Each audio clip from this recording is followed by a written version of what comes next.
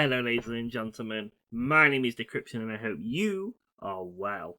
In previous videos we've discussed topics on Unreal and really broke them down, such as what scope is, what inheritance is, and other things like that. One common thing that's starting to become more and more popular in Unreal is the design pattern fragments or fragmentation. What is it? And it became really popular when Lyra came out because that's when loads of people learned about it. But it's been a thing for years even before that. But we're going to investigate it today and see, should you be using the design pattern fragment for your game?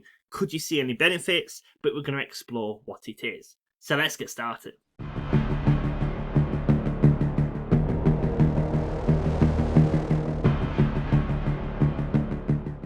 So what is the fragment design pattern? In a sense, it's a way of building something up using extensions or fragments without actually having them on there permanently. So let's take a very common example and say you have a character, right? This is Dave. Dave has attributes like we discussed in the inheritance episode, where he has a skeletal mesh, he might have a weapon, he might have some abilities, and he may have other things, right? And all of these will be variables or things you attach to the blueprint of Dave. However, on the opposing side, we have Carmela. And Carmela is the exact same. She has a skeletal mesh, but she doesn't have any weapons, but she has abilities. So how do you build a blueprint where they both can share the skeletal mesh, but the weapon is optional, but the abilities is shared?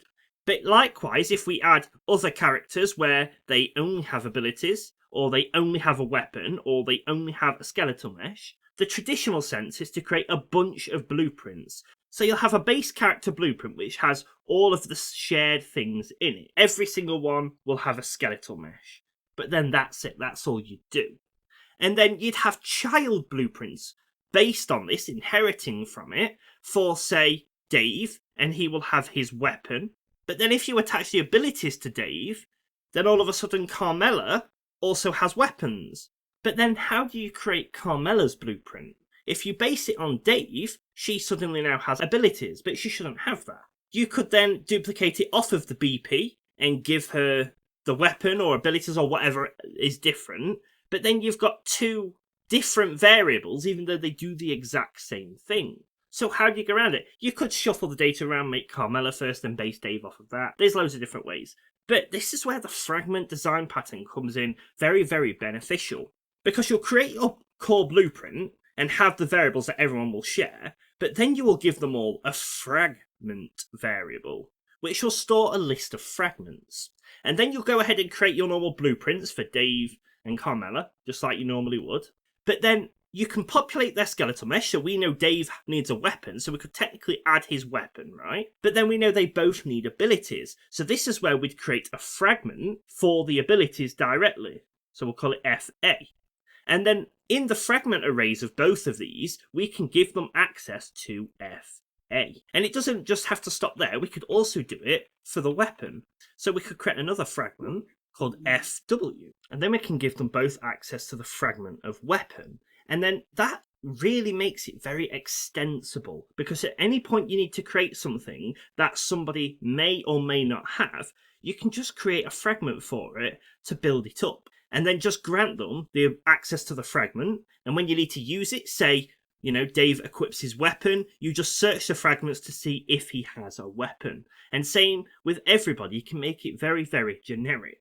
Another common use for this is items. So if you have your basic item up here, and it has some variables like a name, not everything may need a thumbnail. If it's a quest item where it's only virtually there, it's never really there, you don't want to create a thumbnail variable here and then just make it null for everyone, because then it's just going to take up unnecessary variable space. It's just always going to be there.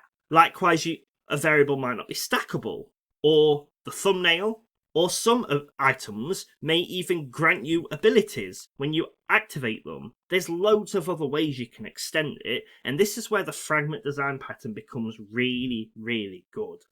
So let's take a look at a live example and the one big caveat with it. So I'm in a bit of a different project today, because this is a project I've done it in. I've not done it in my YouTube series just yet. But we have these basic items here. We have an apple, an orange, and a mystery crate. These are just basic items that you pick up, right? But they've all got a variable saying what item they are.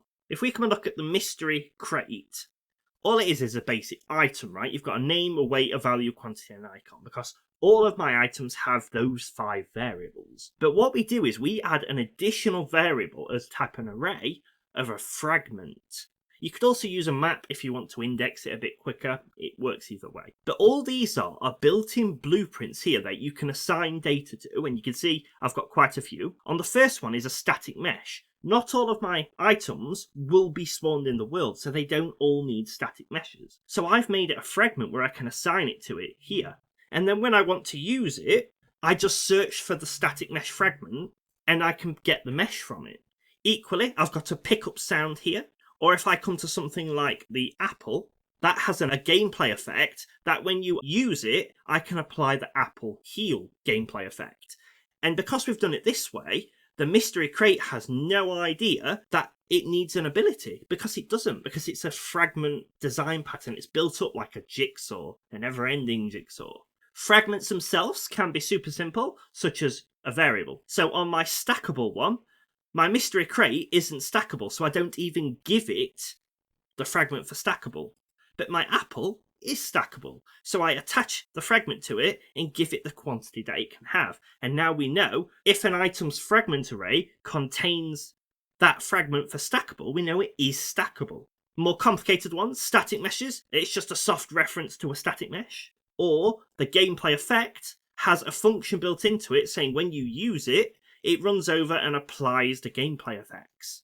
So they can be really, really good. There are some limitations to them that we are going to cover off, but it's a great way of keeping your game really lightweight. If you imagine if I didn't have the fragment design pattern, this mystery crate would have loads of variables in it that you just have to leave alone. Whereas in here, I can just come in and specifically say, hey, have a sound. Hey, have a static mesh, something like that. Now, there's 2 caveats to item fragments that make them a bit annoying for everybody, but overall the pros outweigh the cons. The first one is they do exclusively act pretty much as functions. Because you have to base the fragment itself off of a U object or an object, so if you come to create a variable, you'll see you have a object type, a base level for everything in Unreal, that doesn't have access to your world. So you can't spawn things, you can't async load anything. There might be a way around it that I've not discovered yet, there might not be. But it's pretty much when this runs, it runs in a single line, done. That's it, it's run and done. So you'll see on here, when I'm loading the gameplay effects, I load it using asset blocking. So it's temporarily going to lock my game essentially. But it's going to be so quick to load an effect, it doesn't matter. You can, of course, get rid of this con by just doing the work somewhere else. So on the static mesh here, all it is a variable. It's not actually used anywhere. But on my item pickup, on the construction class, I get the fragment, construct it, and I've got this custom function I made called getFragmentByClass where I can find it, and then I can just load it. In this case, I'm doing asset blocking again, but if you do it on Event Begin Play, you can async load it, making that con pretty much non-existent. But the other con, you technically don't have to follow, but it makes it harder to do, and that's you kind of have to use C++ to implement it. So you see on our mystery crate how we physically see the variables inside of here. That's because we've told Unreal in the C++ to expose the variables when we assign it. This is different to say if you come, say, to your world settings, you'll see you can simply pick a character just like we've got, but you don't get to pick any of its variables inside of it at all. And that's because in the C++ side, we've specifically told it that this fragment is edit inline new and default to instance. So what these 2 U-class attributes do is tell it that when you assign this item to a blueprint, expose all the variables in the editor so we can edit them directly. Which is why in the mystery crate you can see it here. If I were to come and remove those 2 attributes, I'd just have to drag it on, but then I wouldn't be able to do anything to it at all. I'd have to create an individual fragment for every single type of static mesh, which is an awful way of doing it. And unfortunately, these aren't exposed to blueprints as of yet. Hopefully Epic allows you to do this, but you can't at the moment. You have to do it in C++. But then from there, you can pretty much do anything. You don't need all of these functions I've got here. I've just added them to make it really easy. So on added to item is when I add a fragment to an item, because fragments can also be dynamically added. So if you've got a weapon and it's got ammo, you can dynamically add a fire or an elemental fragment to that ammo to give yourself extra abilities, which is really cool and powerful when you start to think about it that way. So I've got on added to item, I've got removed from item, so when I remove a fragment from it, and I've also got when I use the item, which is perfect for healing the character and applying the gameplay effects. You, of course, do not need any of them at all. The C++ is empty, I've just implemented the functions just because it told me to. And then on my base item, all I've done is I've got an array of the fragments. That's it. That's literally it. So it's not a lot of C++. You pretty much just need your item fragment as a U object, and you should be able to go from there. Just while I was here, I've also added it to the base item as well, since I've got that in C++.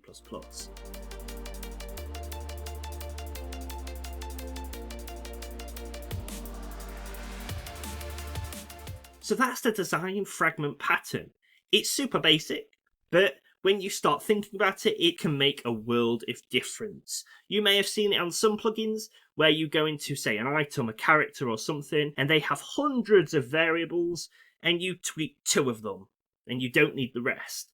Things like that, Fragment Design Pattern is absolutely perfect for. I know more and more plugins are starting to roll this out when you have customizable things like that. It's essentially making your items or your characters or whatever you're doing modular, so you can modularly put in variables for what you need. In my examples, these are dead basic, these are just one variable examples, but there's nothing stopping you adding a whole subset of something. For example, in my YouTube game, the one you normally see, eventually I'm going to be adding a fragment-based role system, where I can click a character, go to their NPC profile and say, you are this role, say police officer, jail, medic or something, and that will open up with a bunch more stats to tell us what to apply to them, which will be really cool. So that's the design fragment pattern. What do you think? Have you used it in your game yet? Or have you been just waiting to see if there's a really good benefit for it? Maybe you don't need it at all. There are absolutely ways around it. It just makes your game that little bit cleaner. So I hope this helped. If you've got any improvements or anything else you'd like to see, please let me know below. My name is Decryption, and I will see you next time.